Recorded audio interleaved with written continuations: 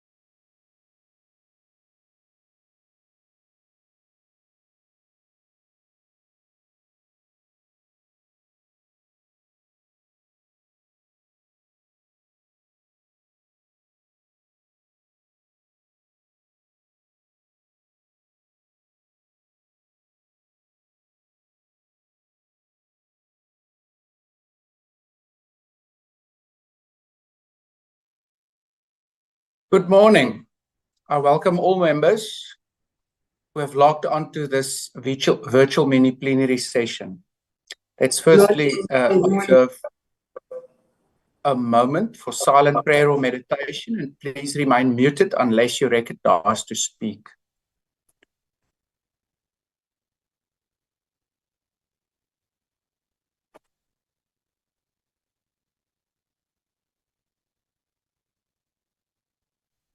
Thank you. Honourable members, before we proceed, I would like to remind you that the virtual mini-plenary is deemed to be in the precinct of Parliament and constitutes a meeting of the National Assembly for debating purposes only. In addition to the rules of virtual sittings, the rules of the National Assembly, including the rules of debate, apply. Members enjoy the same powers and privileges that apply in the sitting of the National Assembly. Members should equally note that anything said in the virtual platform is deemed to have been said to the House and may be ruled upon. All members who have logged in shall be considered to be present and are requested to mute their microphones and only unmute when recognized to speak. This is because the mics are very sensitive and will pick up noise which might disturb the attention of other members. When recognized to speak, please unmute your microphone and where connectivity permits, connect your video. Members may make use of the icons on the bar at the bottom of their screens, which is an option that allows a member to put up their hand to raise a point of order. The Secretariat will assist in alerting the Chair to the members requesting to speak. Lastly, when using the virtual system, members are urged to refrain or desist from unnecessary points of order or interjections. Honourable members, the first order of the day is the consideration of the report of the Portfolio Committee on Public Works and Infrastructure on an oversight visit to the Eastern Cape. I firstly recognise the Honourable Dlelanga to introduce the report.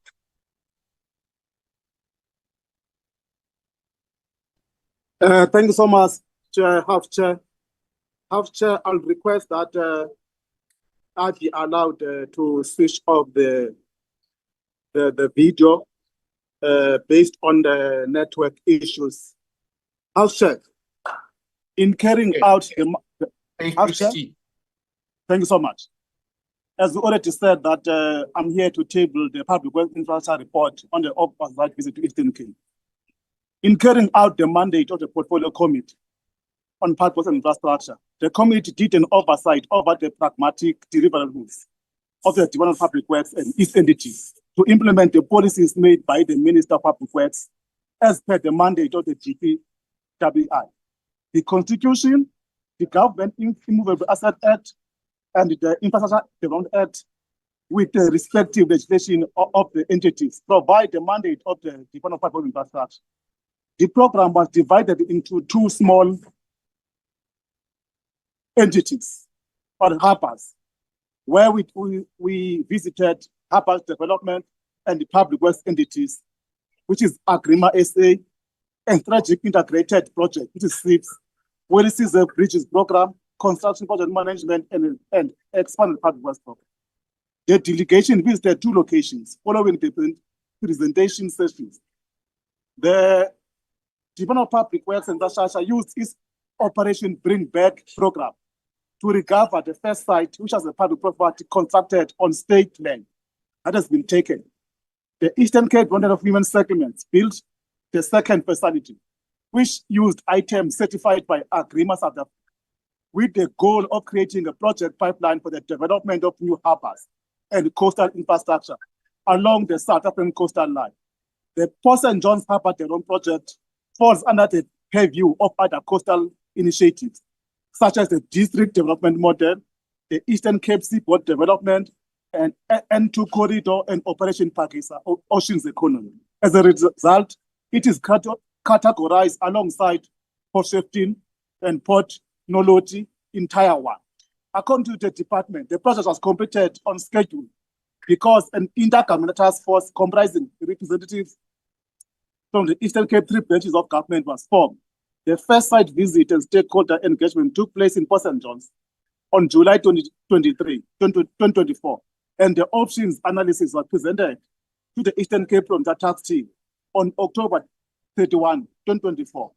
On November 26, 2024, the second round of government stakeholder engagement session and site visit to inform stakeholders and gather information about the proposed development was also concluded. Site visit to Maheng Human Settlement. Since the Orisha flood disaster that occurred in 2002, the majority of the Port St. John Civil Society has lost their habitat due to floods. As a result, they were forced to occupy units that were designed for the occupants, which they had previously declined because of their distance from the city center. Upon arrival, it was clear that the apartments were not well built because some were abandoned and others were in despair while occupied. According to the mayor, ablution facilities were constructed outside the homes as part of the later rectification effort to make sure to be run down and unsuitable for housing people.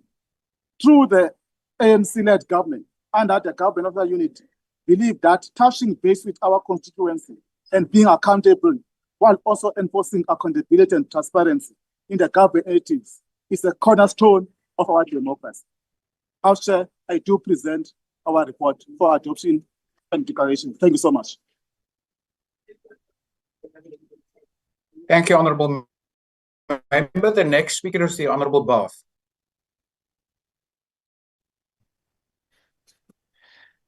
Good morning and thank you, House Chairperson. The Democratic Alliance committed to turning South Africa into a construction site, building the economy, creating jobs and restoring hope through infrastructure. But we must acknowledge that the Department of Public Works and Infrastructure still too often acts reactively. But under the 7th administration and the Government of National Unity, led by Minister Dean McPherson, the department is shifting from reaction to prevention. In Port St. John's, once a thriving town known for tourism and coastal enterprise, today stands as a symbol of municipal collapse. Its streets potholed, public buildings falling apart, and finances mismanaged.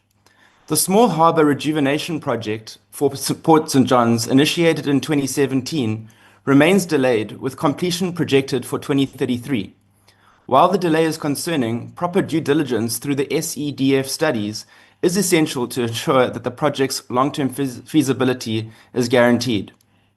If properly developed, small harbours such as Port St. John's can become engines of local growth, unlocking tourism, small business activity and maritime trade, but only if it is supported by capable local government and intergovernmental cooperation, which is currently not the case. At the Pont Holiday Resort, again in Port St. John's, a private business was found operating illegally on state land, without a valid lease and without paying municipal services.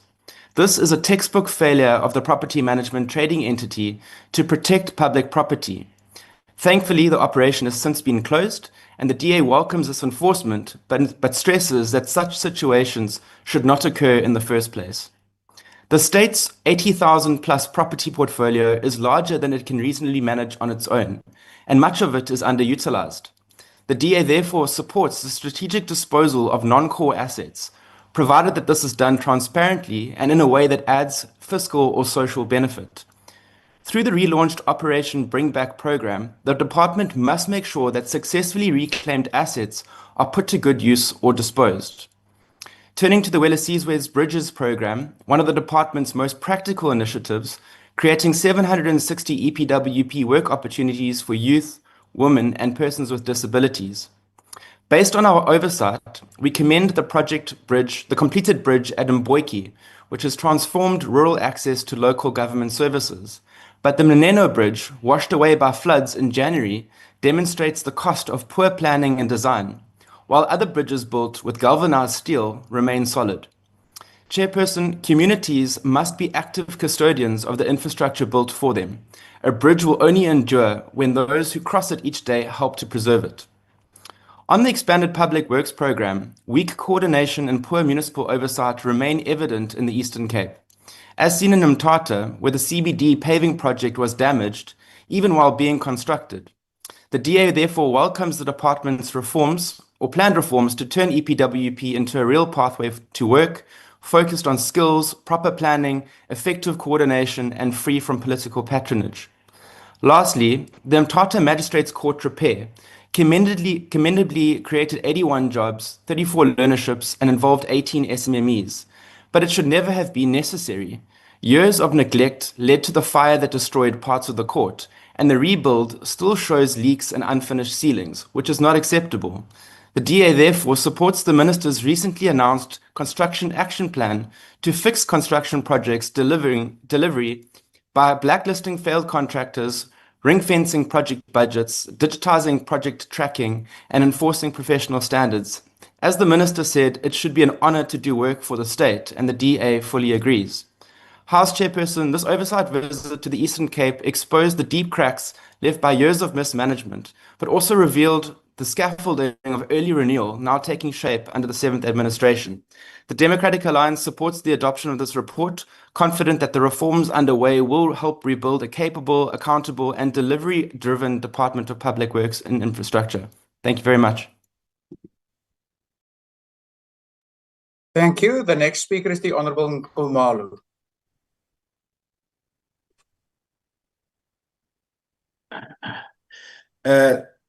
Thank you, Mr. Speaker. The Umkhonto Wesizwe Party unequivocally rejects this oversight report from the Portfolio Committee on Public Works and Infrastructure, following its visit to OR District, Tambo Municipality in the Eastern Cape.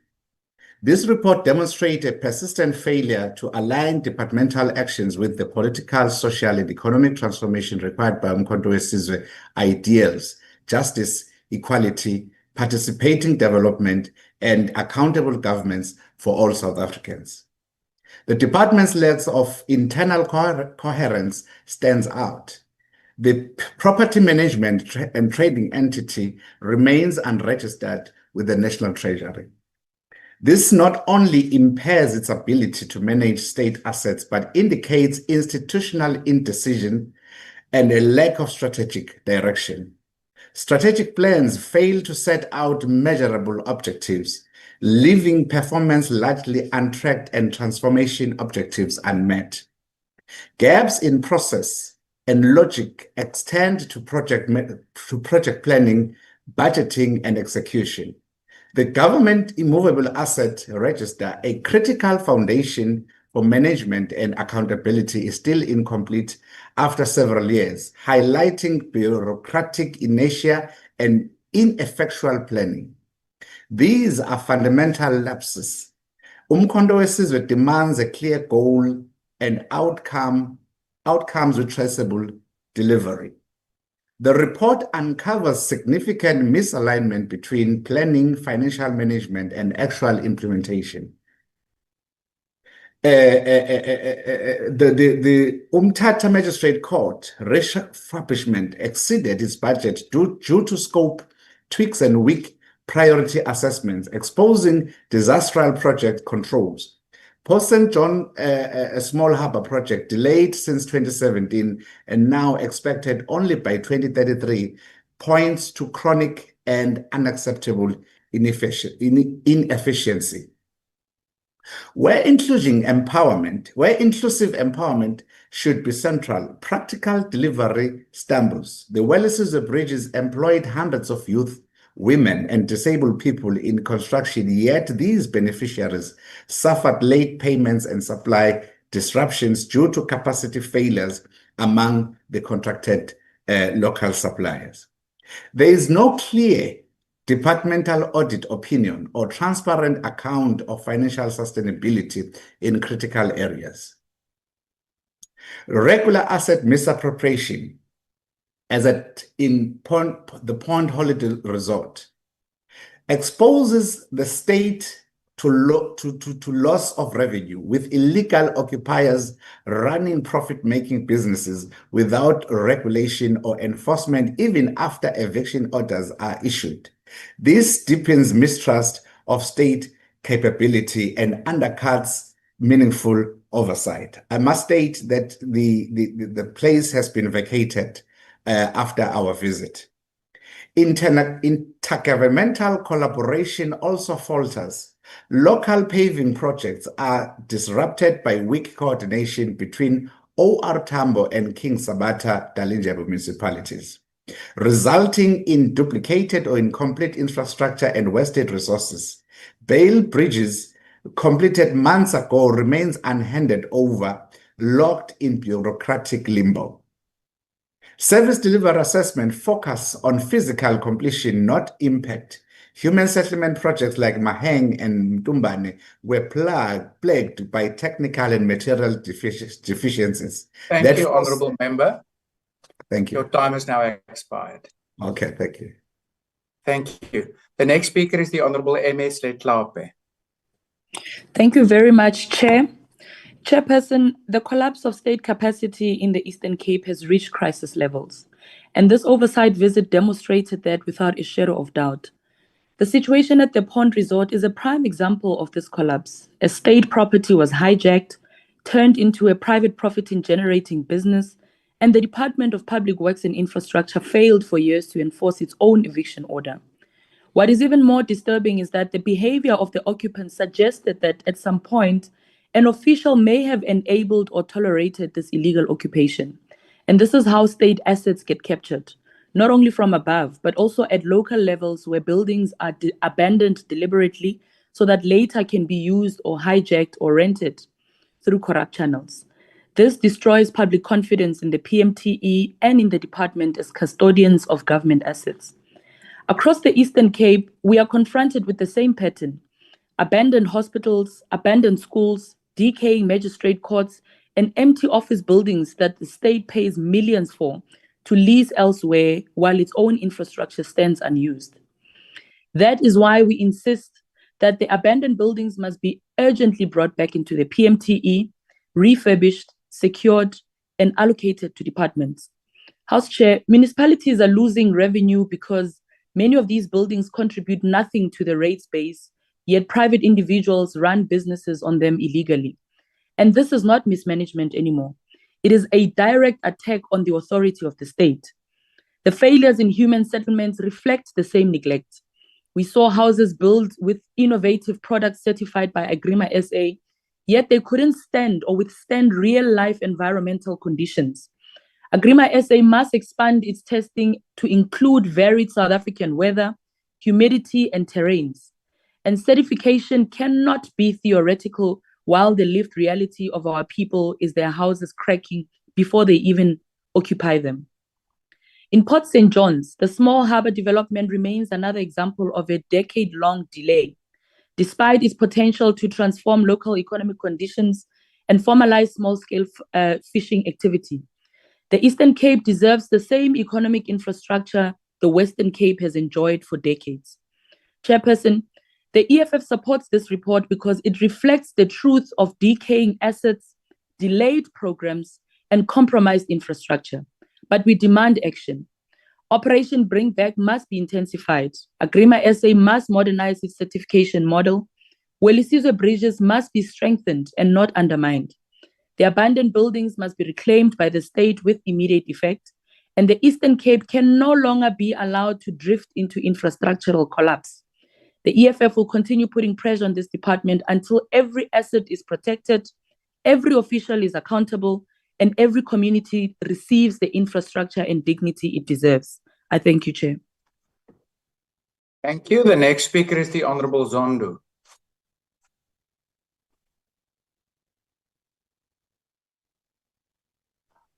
Thank you, Chair. Honourable Chairperson, oversight is a vital tool to ensure that public resources serve the needs of the people and that the government commitment translates into tangible improvements in communities. The report highlights the several persistent challenges, which include delays in the completion of infrastructure projects, inefficient maintenance of existing public buildings, procurement irregularities, and capacity constraint within the implementation agencies. For the Eastern Cape, a province facing a high unemployment rate, rural underdevelopment, and infrastructure backlog, such failure have particularly severe consequences. The IFP emphasized the need for the strengthening project management, clear accountability for the delays and cost overruns, and improved intergovernmental coordination. We also call for a greater transparency in procurement to ensure that contractors are appointed based on competence and track record, not political connection. Maintenance must be prioritized. Neglecting existing infrastructure results in a higher long-term cost and undermines the service delivery. This department must shift from reactive fixing to proactive planning. The IFP therefore supports this report, but stresses that the implementation is what will ultimately restore this trust. I thank you, Chairperson. Thank you. The next speaker is the Honorable Matopa. Good morning. Thank you very much, Chair. We do no declaration from the PA. However, we support the report. Thank you. Thank you. Then I recognize the Honorable Van Staden. Dankie voorsitter. Voorsitter, as daar nou 'n paar dinge is wat ek glad nie verstaan nie, is dit en as ek die verslag lees soos hierdie een wat tans voor ons is en ek merk twee dinge op, naamlik die onwettige besetting van staatseiendom en die gebruikmaking van die nasionale weermag om brûe en ander infrastrukture te help oprig. Dit verstaan ek glad nie. Die weermag se hoofrol is om die land in tye van oorlog en oproer te beskerm. Indien Suid-Afrika binnegeval word deur 'n ander land, moet die weermag die landsburgers kan beskerm. Met ons landsgrense wat reeds 'n probleem is en nie effektief beheer, bestuur en gepatrolleer kan word nie, word die kosbare mannekrag wat kon help met grensbeheer ingespan om te help brûe te bou. Wat 'n vermors van kosbare hulpbronne. Dit is die Departement vir Openbare Werke en Infrastruktuur se taak om die verantwoordelikheid te neem vir openbare infrastruktuur soos paaie, spoornetwerke, brûe ensovoorts en om ons staatsgeboue en ander om te sien, maar dit gebeur nie. En daarom moet die weermag ingespan word om die Departement vir Openbare Werke te help in hierdie take. Since September 2023, the FF+ has expressed serious concerns about the Operation Bring Back program, which aims to recover property stolen from or unlawfully occupied on behalf of the Department of State. This report serves as a clear example of those concerns. It notes that an alleged illegal occupant claimed he was given the Pond Holiday Resort by women who had occupied the land 6 years earlier. The occupants who were using this property free of charge without paying any rates or taxes to the local municipality while profiting from a business operated on the premises. During his oversight visit, the committee encouraged the department to proceed with the eviction of an alleged illegal occupant. However, similar problems have been reported in other towns across the Eastern Cape where after evictions are executed by the provincial department, the properties are immediately taken over by new illegal occupants on the same day. We have a crisis in this regard across the country that simply cannot be solved. The FF+ has repeatedly warned this department in Parliament to manage its assets more responsibly as they rightfully belong to the South African taxpayers. We are also witnessing in this report a clear symptom of poor and inadequate asset management. When the former Minister of Public Works and Infrastructure launched Operation Bring Back, I cautioned that there was very little information available on how the program would be implemented and executed. This sort of disorder should never have allowed to take root in Thank South you. Africa in the first place. Thank you, Chairperson. Thank you, Honourable van Staden. The next speaker is the Honourable Beasley. Thank you, House Chair. The Eastern Cape is a site of perhaps the worst neglect of any province in our country. Buildings, bridges, and critical infrastructure, including small fishing harbours, stand as visible testimony to the sustained abandonment of public assets. Nowhere is this more pronounced than here, where communities live with daily consequence of a state that has stopped maintaining what it owns. Under the Department of Justice alone, the infrastructure maintenance backlog sits at an astonishing 4.6 billion. At current rates, it will take 2 decades to address. But this is only the beginning. A recent parliamentary reply revealed that across the department as a whole, the backlog now exceeds 30 billion, a figure so large that without decisive intervention, it will take generations to clear. This report lays bare in painful details the continuation of this neglect across multiple programs and assets. It confirms what communities already know, that year after year, the state is allowing the decay of buildings, courts, correctional facilities, and other essential public infrastructure. Action SA believes this crisis demands urgent focus and unwavering political will. The first step is fiscal financial discipline to redirect real money towards repairing and maintaining public infrastructure. We must cut the size of our bloated cabinet and combine redundant portfolios. South Africans should not be bankrolling an oversized executive while our courts crumble, our facilities decay, and our people pay the price of state neglect. If we are serious about restoring dignity, ensuring service delivery, and protecting the assets built by generations before us, then we must show the courage to prioritize maintenance and cut waste where it matters most. Action SA stands ready to fight for that change. I thank you, Chair. Thank you. I do not have speakers on the speakers list for the following parties, but will nonetheless call out their names. And if there is a speaker representing them, you're welcome to then proceed. The ACDP,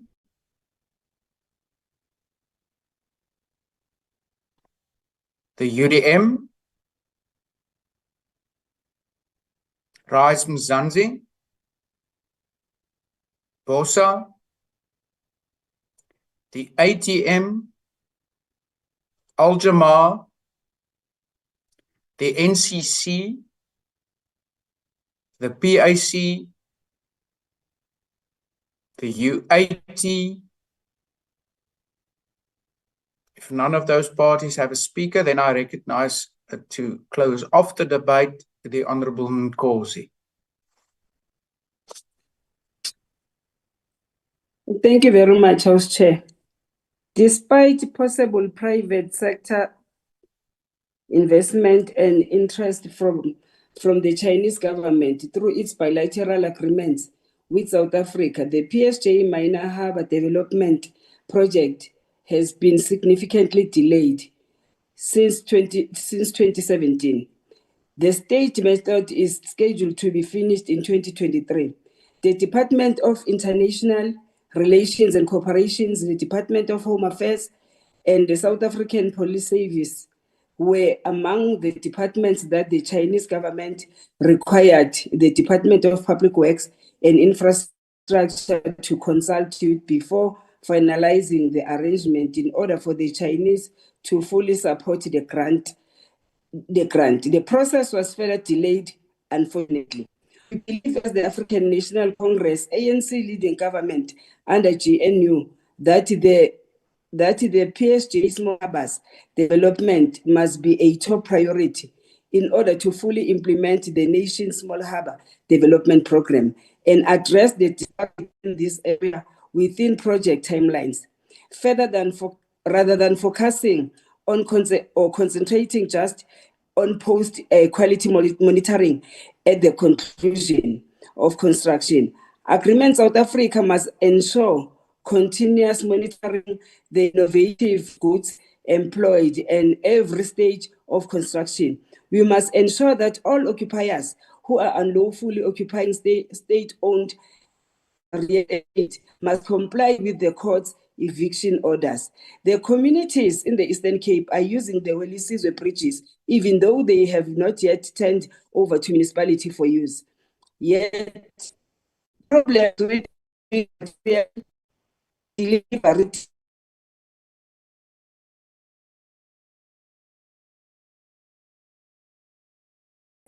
to be used of regional vendors who occasionally lack delivery capabilities.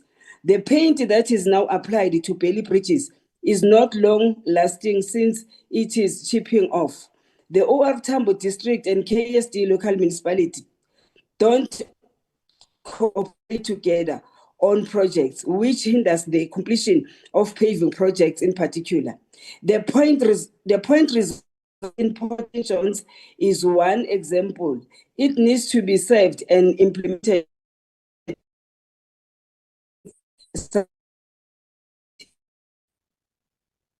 Mbotoi Bailey bridges, locals can now transfer their departed loved ones across the bridge rather than using plastic containers to transport the coffins across the river to the adjacent community. The bridge has helped the community access healthcare, basic education, and human rights. In order to prevent water from reaching or overflowing onto the bridges are constructed as high above the as feasible. The SANDF provided a tour of the building process from start to finish. We are of the view that there must be a status update on the Mthatha Judicial Precinct and a report on the Mthatha Magistrate Court. Upgrade within 14 days of receiving this report. Guarantees. Improve EPWP's cooperation across all government domains to enable the realization of more job creation possibilities in order to potentially use the EPWP as government employment agency with a pool of quality professionals with the necessary experience in particular fields of work. It is important to make sure that the process of integrating EPWP beneficiaries into government departments is prioritized within the 2025-2026 fiscal years. Yes, as government, we believe there are challenges and there are a lot to be done, but we do acknowledge the efforts and progress that we see in our people's lives. So we all continuously serve to deliver our manifesto commitments and remain the preferred leader of society in our country. I thank you, House Chair. Thank you, honourable members. That concludes this debate. You are reminded that the decision on this report will be taken during a full plenary session of the Assembly. We will now proceed to the second order of the day, which is the consideration of a report of the Portfolio Committee on Communications and Digital Technologies on the 2024-2025 third and fourth quarter performance and financial reports of Government Communication and Information Systems, or GCIS, and the Media Development and Diversity Agency, MDDA. To introduce the report, I recognize the Honourable Matafa. Thank you very much, Chair. Good morning, Chair and honourable members. I rise on behalf of the Acting Chair of the Committee to present the Portfolio Committee's report on the third and fourth quarter performance and financial reports of the Government Communication and Information System, GCIS, and the Media Development and Diversity Agency, MDDA, for the 24-25 financial year. These reports demonstrate the committee's oversight role in evaluating the effectiveness, efficiency, and strategic alignment of entities in promoting transparent, inclusive, and accessible government communication. GCIS maintained a consistent non-financial performance rate of 86% across both quarters, demonstrating notable operational stability. The department successfully implemented a variety of impactful campaigns, including those centered on gender-based violence and femicide, economic recovery, crime and anti-corruption, and the celebration of 30 years of democracy. These campaigns were supported by strategic communication efforts related to the G20 summit, back-to-school programs, the release of the 2024 matric results, the 2025 State of the Nation address, the national budget speech, and various imbizos. Notably, the over-the-top or OTT channel indicator, a metric of analytics framework used to measure and monitor government communication reach, engagement, and accessibility via OTT, was achieved in both quarters, marking a significant milestone in expanding digital access to government messaging. However, the committee remains deeply concerned about the department's slow progress in finalizing key policy instruments that are foundational to a coherent and effective government communication system. Chief amongst this is the white paper on government-wide communication, which was not approved during the reporting period due to delays in implementation.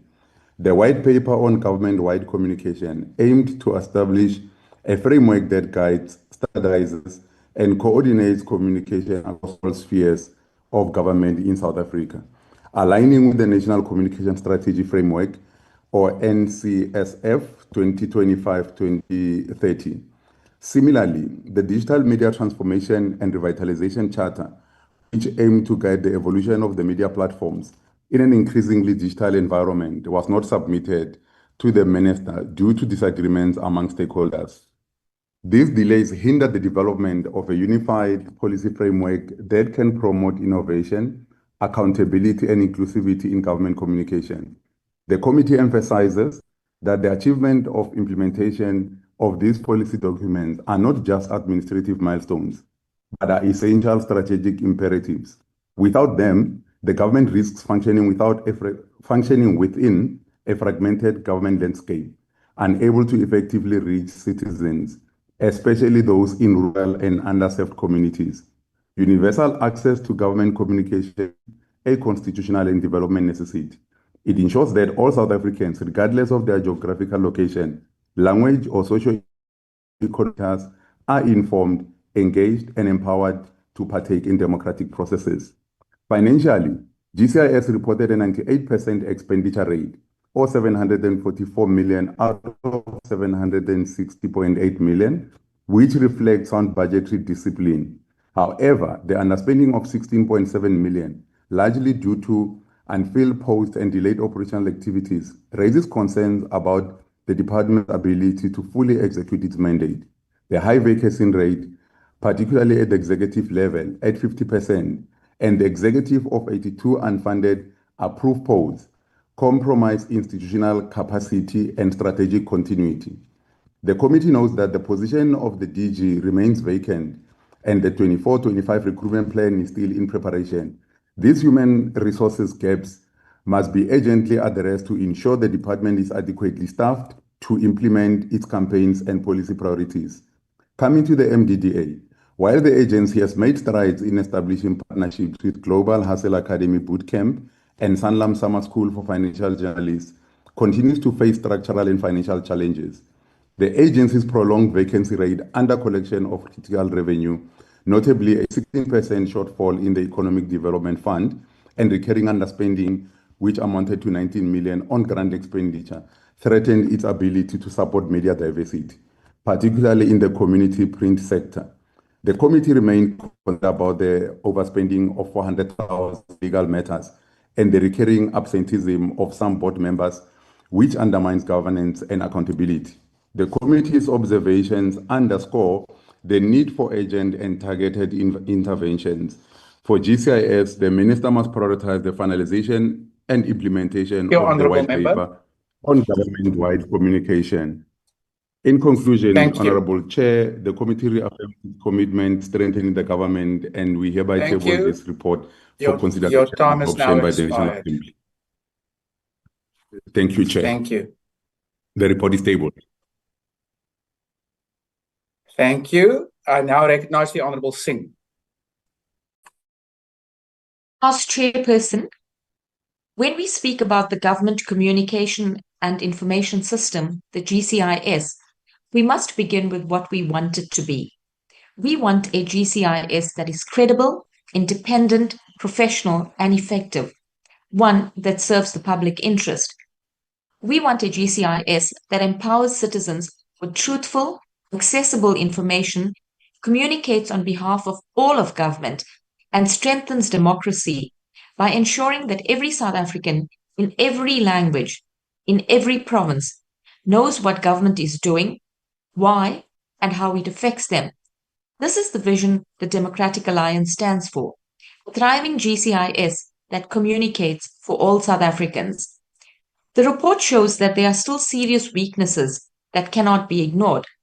Let us start with the most concerning, the continuing large vacancy rate across GCIS and its entities. This is unacceptable. An organization responsible for coordinating communication across government cannot operate effectively when so many posts are empty. You cannot deliver impactful communication when your communication teams are understaffed, your programs are delayed, and your funds remain unspent. While the GCIS is said to be urgently tending to this, it is taking far too long. We note the positive that invoices are being paid within 30 days. That is commendable. But paying invoices on time means little when you have massive underspending and unfilled vacancies. You cannot pat yourself on the back for efficiency on paper when, in practice, your capacity is hollowed out. We must also restate a fundamental principle. GCIS communicates for government and not one party. This distinction matters. When the GCIS defends partisan policy positions, as it did recently in response to BEE policy, it risks blurring the line between state and party. The GCIS should be the professional, non-partisan voice of the government of the day, accountable to Parliament, not a mouthpiece for any organization. This is why the DA firmly believes that the GCIS should have its own founding legislation. Legislation would provide the structural independence, clarity of mandate, and accountability mechanisms that are currently lacking. It would protect the institution from political interference and ensure that its leadership is appointed transparently and held to professional standards, just as we expect from any public entity that serves all South Africans.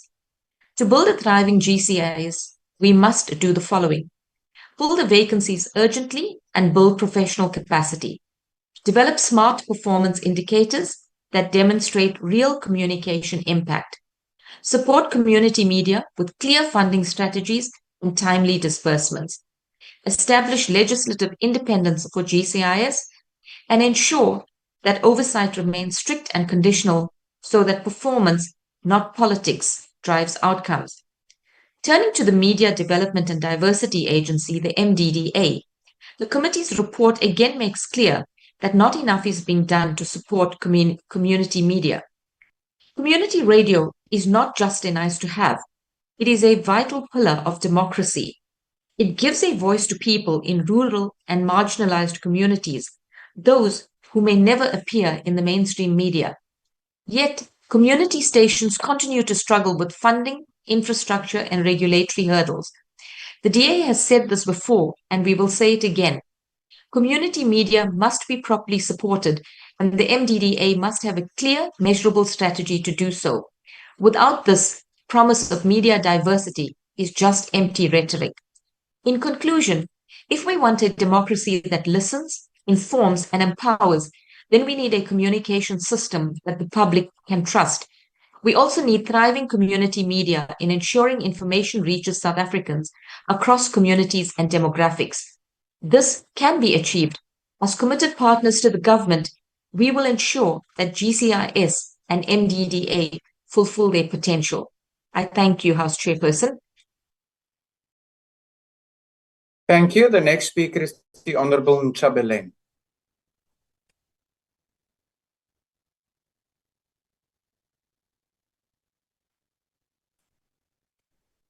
Honourable Nchabeleng, are you on the platform?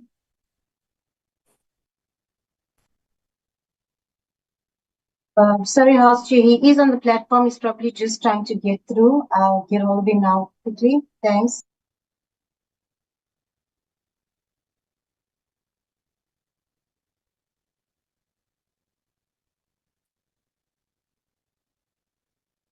Honorable Nchabeleng, are you able to unmute and address this virtual mini plenary?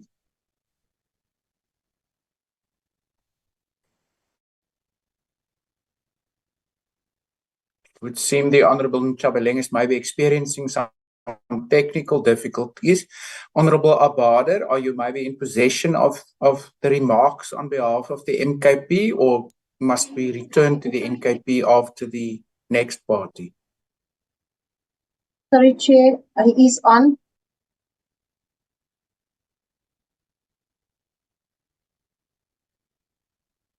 Sorry, Honorable Abader, we're also now not hearing you. Let me give a last opportunity, Honorable Nchabeleng, or anyone who maybe is in a position to speak on behalf of the NKP. Otherwise, I will return to you after the next party. I think return to us, Chair, after the next party. If she can't, then let's move to the next party. Thank you. Yeah, you can maybe just offline touch base and sort it out with the Honorable Nchabeleng. Honorable Tambo. Thank you, House Chairperson. It's Honorable Mhlongo. I'll be taking it on behalf of Honorable Tambo. May I proceed? Thank you. Please proceed, yes. Chairperson and honorable members, the Economic Freedom Fighters note the report of the Portfolio Committee on Communications and Digital Technologies regarding the third and fourth quarter performance of the Government Communication Information Systems and the Media Development and Diversity Agency. However, we remain concerned by the continued shortcomings in implementation and accountability across both institutions. While GCIS reports an 86% performance achievement, this cannot be celebrated. It means that 14% of planned work meant to support communities, promote public awareness, and strengthen government accountability was not delivered.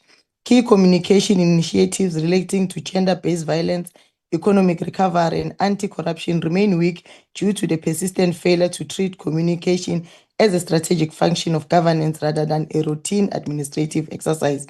We further note underspending of over 16 million during a period in which citizens face unemployment, hunger, and declining access to government services.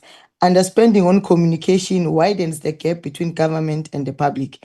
This is compounded by prolonged senior management vacancies, which weaken leadership stability and strategic direction. The failure to meet targets on digital platforms, website functionality, and proactive media engagement suggests inadequate planning and inefficient innovation. The explanations provided, including technical delays and poor optimization, reflect a broader failure to modernize communication in a rapidly evolving digital environment. No convincing corrective plan has been presented. The situation at the MDDA requires urgent intervention. The symbolic decision by the chairperson to forego his salary does not strengthen accountability. It risks weakening governance norms and creates an unsustainable precedent. The agency continues to underspend on grant support by 19 million while overspending on legal services, pointing to serious misalignment of priorities and weak internal controls. In addition, employment equity objectives remain unmet, which further undermines representativity and transformation. The EFF therefore calls for the following. 1, a clear time-bound plan to fill all senior management vacancies, particularly the Director General post. 2, publicly accessible corrective strategies for all unmet performance targets.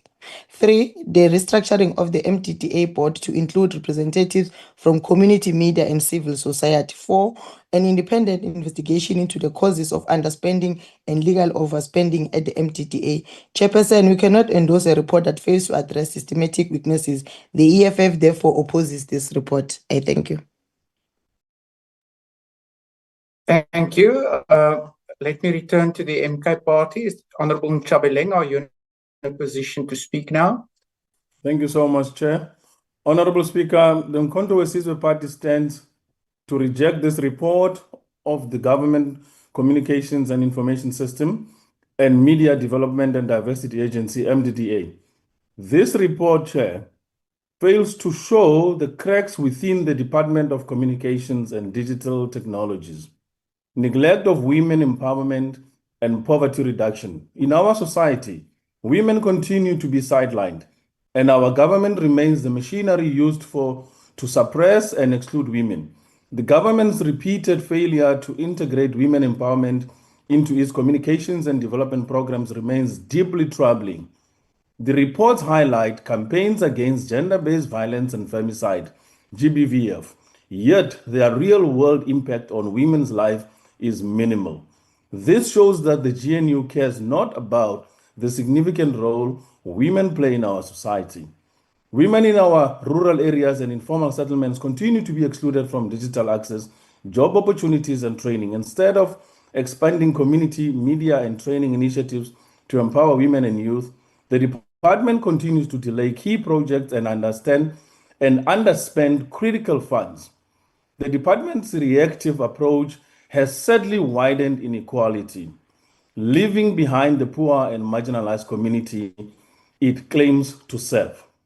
On unemployment and economic exclusion, the communications and digital space must play a pivotal role to curb unemployment and aid our country to confront the war our people face daily called unemployment. Yet it seems like our government continuously wages a war against its citizens, the South Africans. The national unemployment rate sits at a staggering 32.1%, with the youth unemployment at 45%. Those are not just statistical numbers, but rather the lived experiences of our people. The department's under expenditure of 16.7 million in the last final year is indefensible when thousands of skilled graduates remain unemployed. Each vacant post represents a missed opportunity to create jobs and inject energy into the state's communication system. Despite claiming 86% performance, the department failed to meet essential targets such as the digitization of strategic projects, innovation in communication, and media diversity. The obsession with percentage not only hides the deeper truth that the department is failing to adapt to a digital economy, also the failure of the GNU to prioritize South Africans. The leadership vacuum in the department is vacant. The Director General's post remains unfilled, and senior vacancies are not filled. There is no coherent digital transformation strategy, no clarity on how government communications will evolve to meet 21st century challenges. On the collapse of the South African Post Office, SAPO, we cannot overlook the ongoing collapse of the South African Post Office, including South African Post Bank.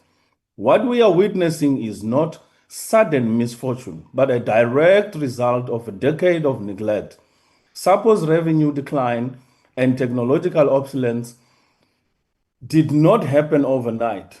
They are not product of years of poor governance, lack of innovation, and disregard for accountability. While private competitors modernized, expanded, SAPO was left to decay, stripped of relevance and competitiveness. Millions of South Africans who rely on postal services for grants, deliveries, small business operations have been betrayed. The minister has failed to tell the nation what single significant revenue-generating service South African Post Office has successfully launched and scaled in the last 3 years. There has been none. In conclusion, this report fails to account for the worsening unemployment crisis, the marginalization of women, and the collapse of SAPO and MKP. And our organization understands that the poor deserves better, that a government that fails to prioritize its citizens, and we declare our rejection of this report openly. To our MKP ground forces, these trying times are nothing but a sign that we are close to our ultimate goal, to emancipate our poor people from shackles of poverty, to unchain them from the chains of colonial and apartheid legacy, and to economically empower them. And we head to the local elections. As we head to the local elections, let's vote in numbers and take over South Africa's power and return it to the people. Gwaza Mkondo, Gwaza. Thank you. The next speaker is the Honorable Ngobese.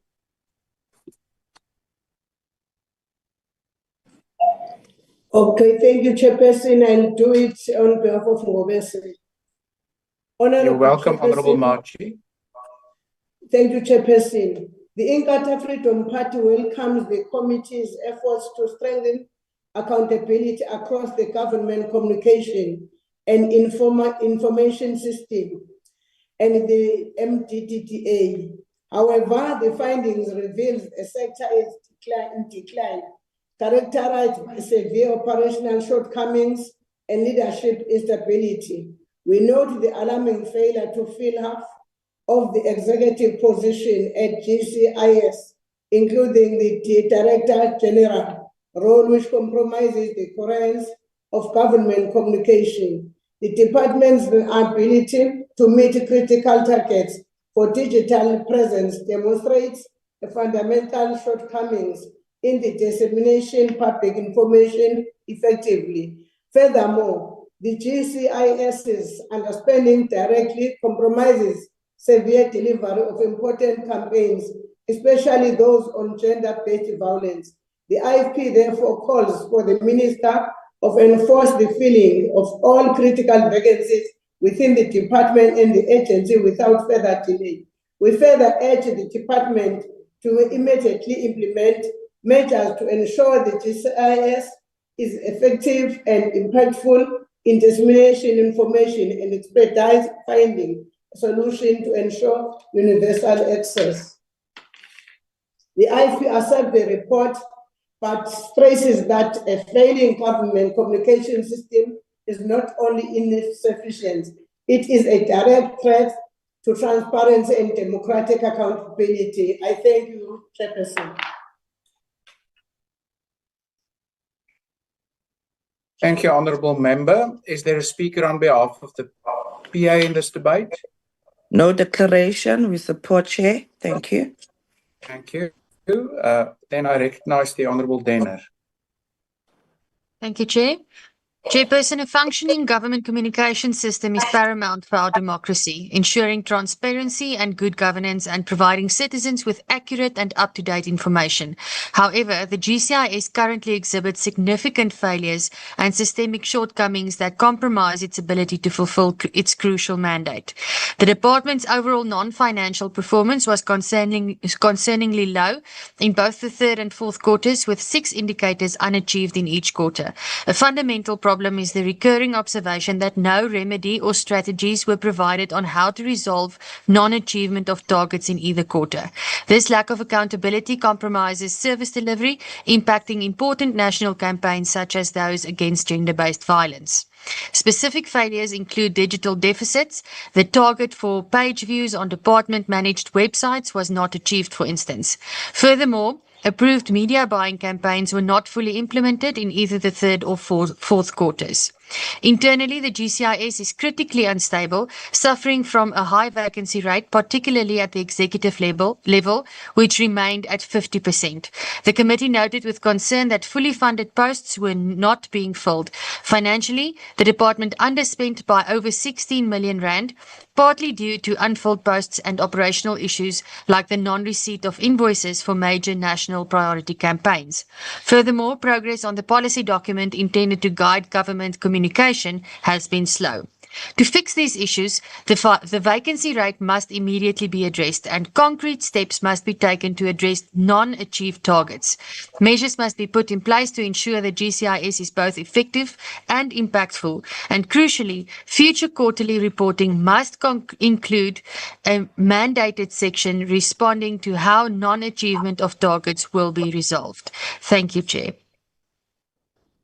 Thank you. The next speaker is the Honourable Beasley. Thank you, Honourable House Chair. Action SA welcomes the committee's report, but we must draw particular attention to the long-delayed implementation of government's 30% advertising set aside for community media. This commitment was never intended to be a slogan. It was meant to be a lifeline, ensuring that a fair share of government's advertising spend reaches community radio stations, local newspapers, and emerging digital platforms that serve the townships, rural areas, and language communities too often ignored by mainstream media. Community media are the heartbeat of local democracy. They carry information about government services, elections, and community safety to places where broadband penetration is low and residents still rely on radio or local print for trusted news. Supporting them is not charity, but good governance. It ensures that government communication reaches all South Africans, not just those in the urban core. Year after year, we hear of plans and processes to honor the 30%, while community outlets continue to collapse for lack of revenue. It is time for government to move beyond promises and to transparently report how much of its advertising budget is actually spent through community and small commercial media. Action SA therefore calls on the Minister to table a clear implementation framework with measurable targets, departmental breakdowns, and quarterly reporting, so this Parliament can finally see whether the 30% commitment is being honored in practice. Because empowering community media is not only about fairness and advertising, it is about empowering citizens with access to information, voice, and a participation in our democracy. I thank you, House Chair.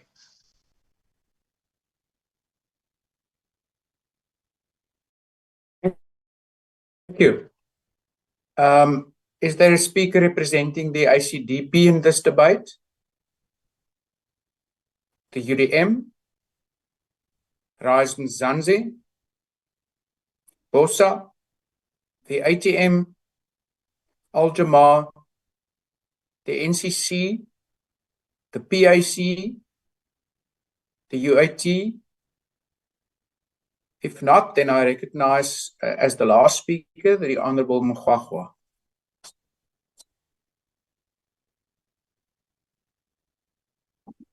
You will never know who but Baba.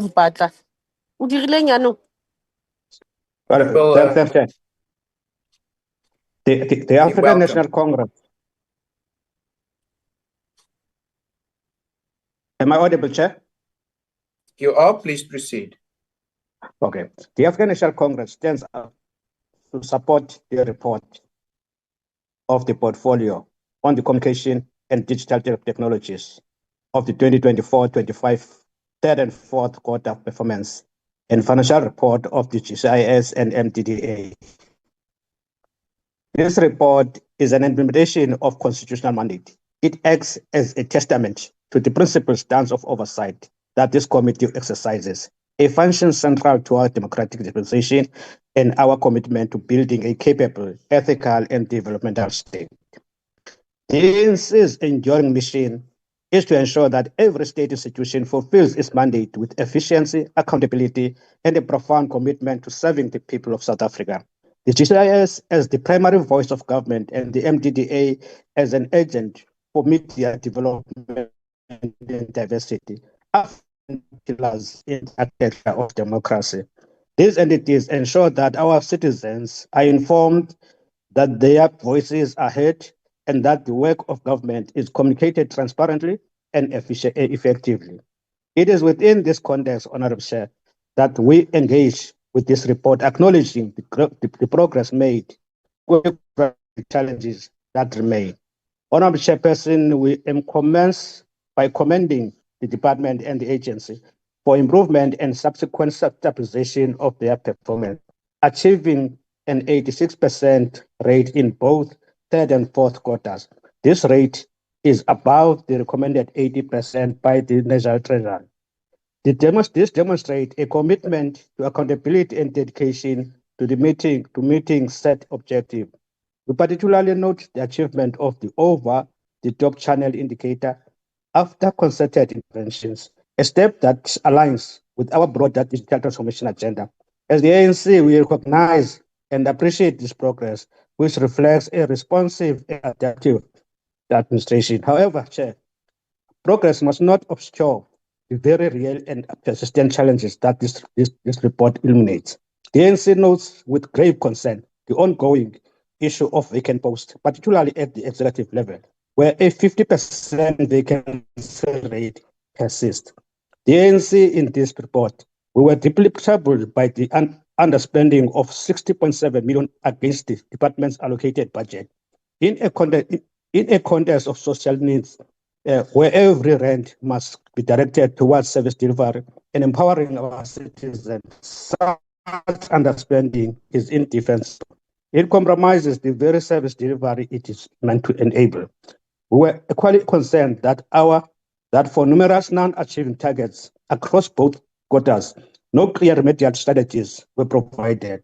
This indicated a gap in accountability and strategic planning that must be urgent addressed. Also, the future reporting targets. The non-achievement of targets related to website traffic, social media growth, and the implementation of media buying campaigns highlighted a need for a more dynamic and digital-savvy communication strategy. Honorable Chairperson, our concerns extended to the media development and diversity agents. The MDDA performs a role in nurturing community media and ensuring that our media landscape reflects the rich diversity of our nation. Yet its ability to fulfill its mandate is severely hampered by a prolonged vacancy rate in funded position, recurring underspending on its grant to the tune of 19 billion, and a worrying 16% under collection of critical revenue from the Economic Development Fund. This financial constraint limits the agency's capacity to support community print and broadcast media, which are the lifeblood of information in many marginalized areas. The ANC were further alarmed by the reported overspending on litigation and legal matters, as well as the recurring non-performance and absenteeism of some board members. Such governance failings are unacceptable. As an organization, we advocate for transparent and accountable governance.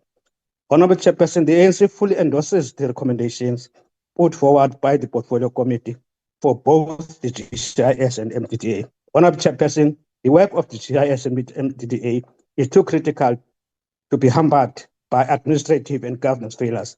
The ANC support for this report is rooted in our unwavering commitment to strengthen this institution in our quest to build a capable, ethical, and developmental state. This report, Honorable Chairperson, provides a clear roadmap for corrective action for these entities. It is now the duty of the executive to implement this recommendation with the urgency they demand. The ANC will continue to play an active role in nation building and crafting entities that serve the people, entities that are ingrained the social fabric, and entities that advances the National Development Plan and directly tackle the triple challenges of poverty, inequality, and unemployment. The ANC support this report. Thank you, Honorable Chair. Thank you, Honorable Member, all the way from San Francisco. You concluded this debate. Honorable Members, you're reminded that the decision on this report will also be taken in a full plenary session of the Assembly. We now proceed to the last order of the day, which is the consideration of the report of the Portfolio Committee on Home Affairs on an oversight visit to the government printing works in Pretoria. To introduce the report, the Honorable Chabane. Thank you, House Chairperson. We present this report long after the committee conducted oversight at government printing works. This will give us an opportunity to outline challenges observed and implementation of recommendations made by the committee. Already, House Chair, the Government Printing Works Annual Performance Plan and Auditor General Audit Opinion have been presented outlining weaknesses and progress made since our oversight visit. Government Printing Works is a strategic state entity entrusted with the producing South Africa's most sensitive documents, smart ID cards, passport, birth certificate, and examination material. Our committee's oversight visit to Government Printing Works reveals serious concerns that go to the heart of governance, accountability, and service delivery in this critical institution. This oversight visit was not a routine exercise. It was intended to assess the management and labor relationship at Government Printing Works, examine factory operations, including production capacity and safety standards, verify allegations of maladministration, corruption, and ensure that this key entity remains capable of delivering on its national security printing mandate. House Chairperson, the committee observation during the oversight account to some of the following deep concerns about the relationship, as I've outlined earlier, between the management and labor unions, which have severely fractured, allegation of victimization, intimidation, unfair practice have eroded the trust and morale. Many machines are not functioning, with some idling for past 7 years. A brand new machine which was identified still in the box after it was procured for the past 7 years has not been used in the government printing works. Low staff morale and weak accountability by the management. High percentage of outsourcing, while capable workforce and tools of trade are in place. Honorable Chairperson, our constitution mandate Parliament to exercise oversight over all organs of state. We are duty bound to ensure that government printing works operate transparently, efficiently, and ethically.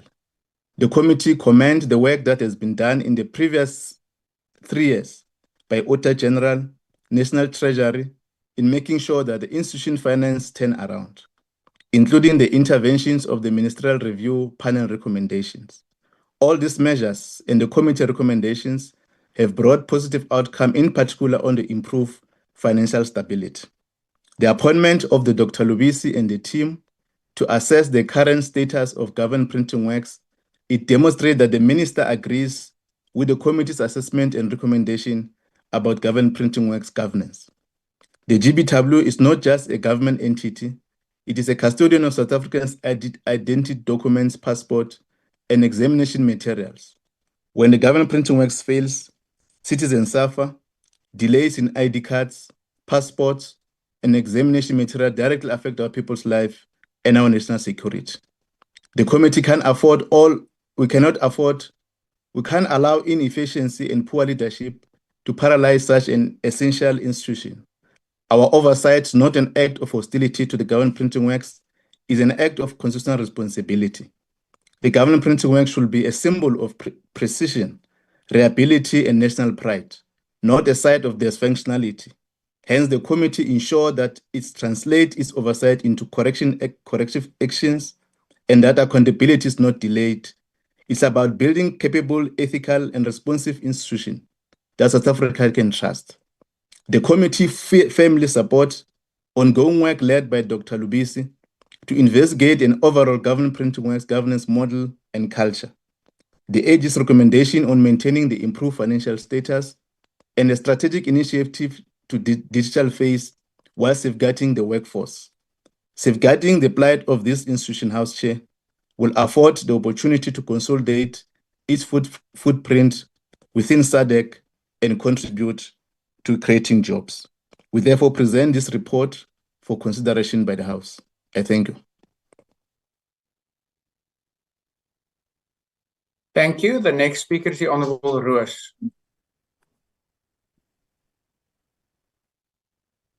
Thank you, House Chair. Reports and committee meetings on the government printing works used to be a drag. In the sixth administration, GPW faced a governance and operational crisis, stumbling from one mishap to another. System failures, financial and audit data losses, poor labor relations, and declining audit outcomes. The dilapidated building we walked into was a symbolic of the decay of a once proud institution.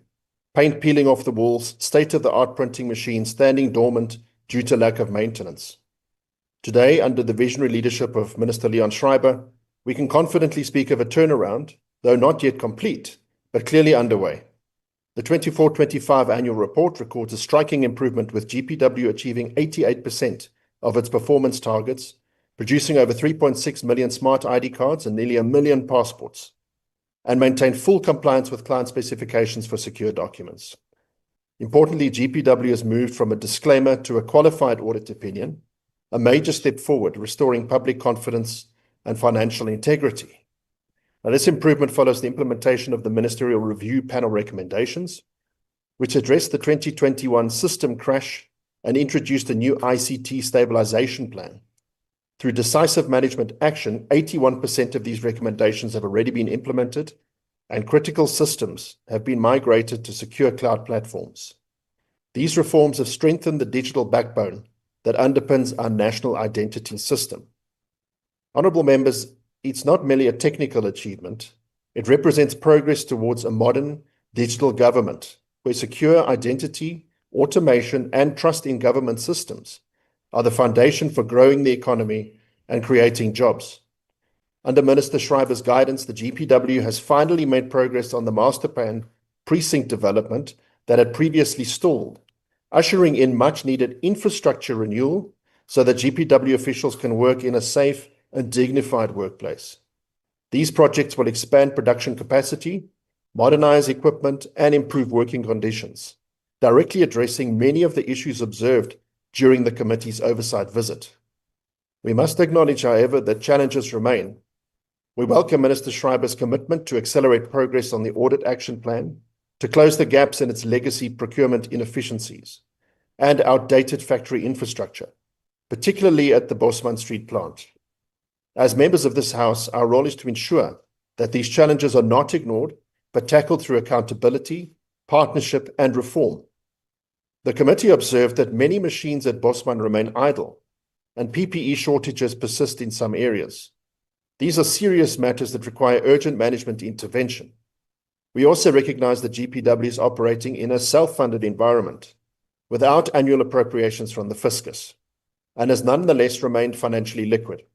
However, we must move towards a place where the profit of the GPW can be ring-fenced towards much-needed investment at GPW instead of being returned to the fiscus.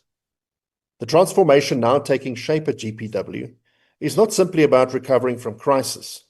It's about repositioning the entity through the digital transformation strategy to automate its processes, from e-contract management to e-invoicing and e-recruitment, and to become a trusted provider of both physical and digital security products. Its expansion into the SADC region, with agreements already in place with Namibia and Kenya, showcases the potential for South African innovation to compete on the continent. House Chair, the DA commends Minister Schreiber for his visible and hands-on leadership. The Minister's insistence on improved audit outcomes, governance reform, and digital transformation has restored momentum to an institution that had been stagnating for years. The road ahead remains long, but the direction is right. The GPW's turnaround is proof that when competent leadership, oversight, and accountability align, the public sector can perform, jobs can be created, and confidence in government can be rebuilt.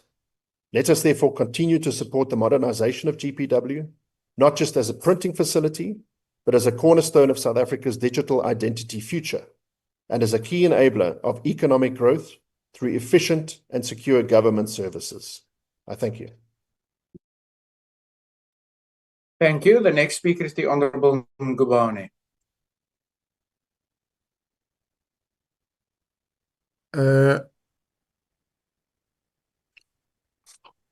Honorable House Chairperson and honorable members,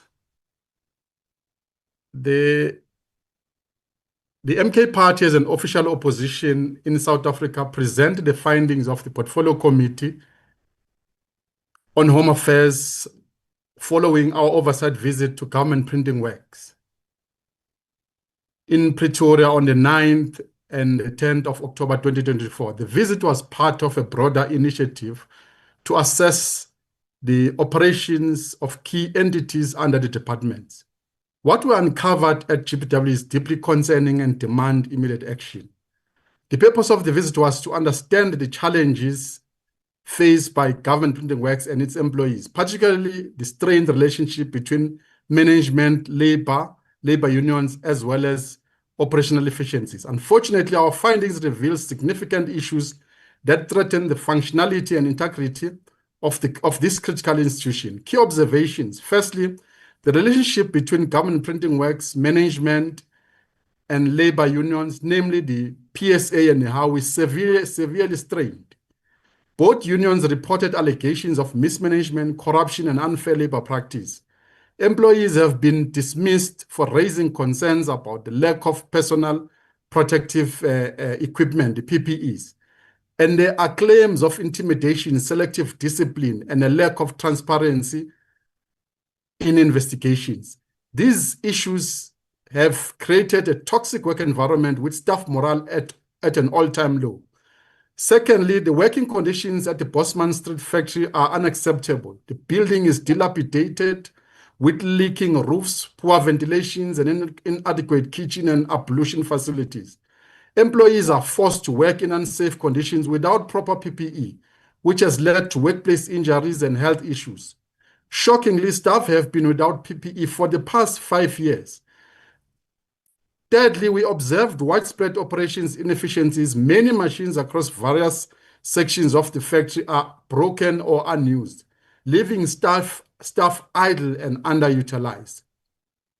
In some cases, new equipment has been left on boxes for years due to delays in installation and as well due to buying obsolete, where you buy something and keep it and loot money by not utilizing it for its purpose. This has resulted in excessive outsourcing, which compromises the quality of government printing works output and leads to financial inefficiencies. Finally, we were informed of high levels of irregular expenditure and alleged corruption within the government printing works. There were recommendations that this report put forward, which we gave it to the minister, which till today we haven't seen any report back on what these recommendations have been embarked on. One of the main ones was that the minister must uphold the government printing works CEOs. Till today, the minister is still, the CEO is still there, and the minister hasn't done anything about it. We have a minister who keep on saying endlessly he's waiting for treasury so that he's able to do something. He's waiting for the funding, and we are told that there's no progress at government printing works. Things are still as they are. And we demand immediate action on most issues that we've raised above, on PPEs, on Bosman Street, and on many non-operational equipment that are not being used. Honorable members, the government printing comes back. We wish that the government printing works comes back to its glory days of being a center of printing for the whole government, in which it was before. But with the current endless waiting of the treasury to fund the department, to give them funds, we doubt that again these issues will be resolved. We will be perpetually waiting for funding with this department and not solve any issues. And MK Party does not support a report that doesn't come up with the solution. I thank you, Chairperson. Thank you. Thank you. The next speaker is the Honorable Mogale. Thank you very much, House Chair.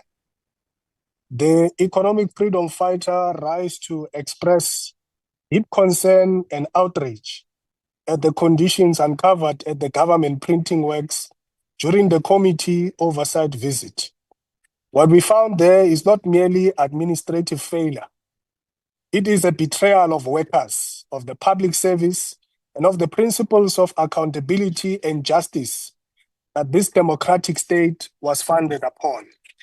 The GPW, once a proud state institution responsible for printing our smart ID cards and national documents, has been reduced to dysfunction and corruption, mismanagement, and neglect. Workers are laboring without basic safety equipment, without proper ventilation, and in dilapidated buildings unfit for human use. Machines are broken, contracts are irregular, and yet private companies are being handed the work that the state employees could do. A clear sign of creeping privatization and looting through outsourcing. The oversight report exposes how the relationship between management and labor unions has collapsed into hostility and fear. Workers are suspended and dismissed for demanding personal protective equipment, while the chief executive officer governs through intimidation and external consultants. The unions have made allegations of corruptions, tender manipulation, and the illegal outsourcing of critical state functions. The workers who print our nation's identity documents cannot even identify with dignity in their own workplace. This is not just a technical problem. It is a political one. It is the product of a neoliberal government that has sold out the working class and allowed state institutions to rot while the private sector profits. I thank you.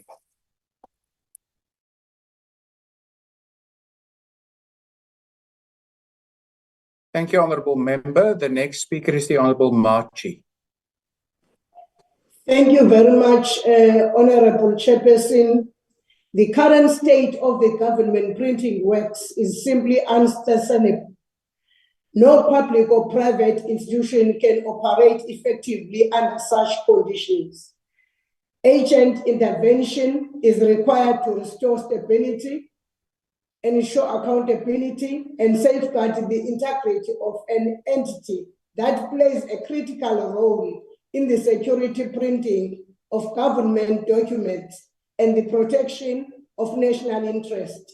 The IFP notes with great concern that employees at the government printing works last received PPEs in 2018. This neglect is unacceptable and poses serious occupational health and safety risks. Government cannot, on one hand, legislate workplace safety standards and on the other, bluntly disregard them within its own institution. Such double standards erode public trust and undermine the rule of law. Secondly, corruption appears to be rife within the institution. Despite their differences, labor unions unanimously agree that corruption has severely undermined their capacity, resulting in neglected, outdated, and poorly maintained equipment. In consideration of the issues we have raised, the IFP accepts the report. I thank you, Chairperson. Thank you. I now recognize the Honorable Matopa. Thank you very much, House Chair. The Patriotic Alliance rise with great concern. Government printing works is in crisis. This is not a mere administrative lapse. It is a breakdown in governance, in accountability, and in the delivery of dignity to our people. GPW is the custodian of our national security documents, such as birth certificates, passports, identity cards, and examination papers. When GPW fails, the state fails. And when the state fails, the people suffer. The report reveals persistent governance failures despite prior warnings. IT infrastructure collapse, threatening data integrity and service continuity. Labor unrest rooted in poor leadership and disregard for workers' dignity. Procurement irregularities raising serious questions about fiscal discipline. We believe in consequence management. We therefore fully endorse the Portfolio Committee's recommendations and call for their urgent implementation. Specifically, we support a full forensic audit of GPW's procurement and asset management system, deployment of skilled operational managers, not political placeholders, protection of whistleblowers who have exposed internal rot at a great personal risk, quarterly parliamentary monitoring until full functionality is restored. GPW is not just a printing house, it is a national security asset.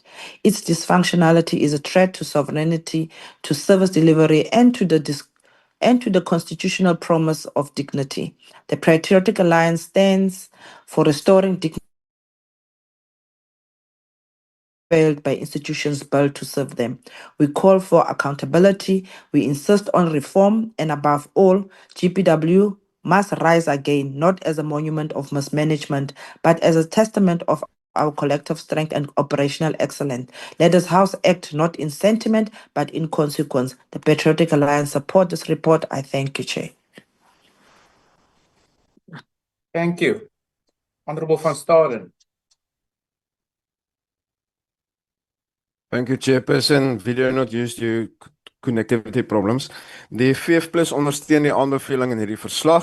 Although the report noted that the committee observed a labor dispute between the labor unions and the GPW during its oversight visit, it also highlighted serious safety concerns. During the walkabout inspection, many workers were found not wearing the required PPE equipment.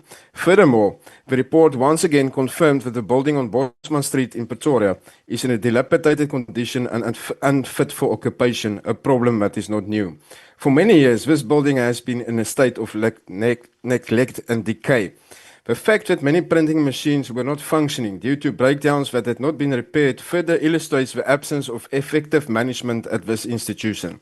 This includes brand new printing machines that have never been used and remain unopened in their boxes, along with several other machines that were out of operation. According to the GPW's website, the government printing works is more than 130 years old and is the champion in the field of security printing experience. This institution is currently Africa's leading security printing specialist with a high-tech production facility that boasts modern and world-class equipment, but the facts presented in this report, as previously mentioned, clearly demonstrate a lack of attention to detail and poor management oversight. Employees have reportedly been requesting PPEs for more than a year without any response, despite working with heavy printing machinery. This highlights a serious disregard for worker safety and operational responsibility. Al hierdie waarnemings en gebeure wat plaasgevind het by die staatsdrukkery in Pretoria is totaal en al onaanvaarbaar en daadwerklike optredes is nodig om toe te sien dat die 130 jaar oude drukkery in staat sal wees om voort te gaan met sy werksaamhede en om toe te sien dat masjinerie en toerusting herstel en gereeld gediens in 'n stand gehou word.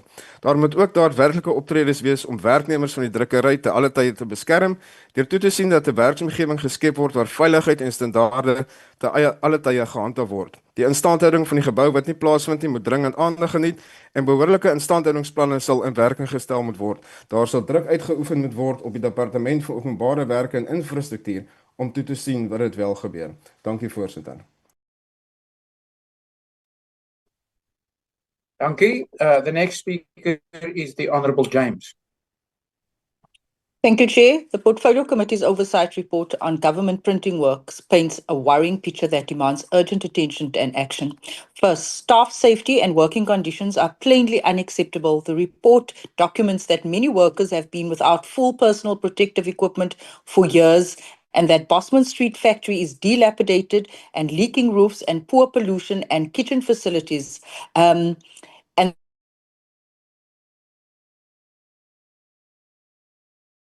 that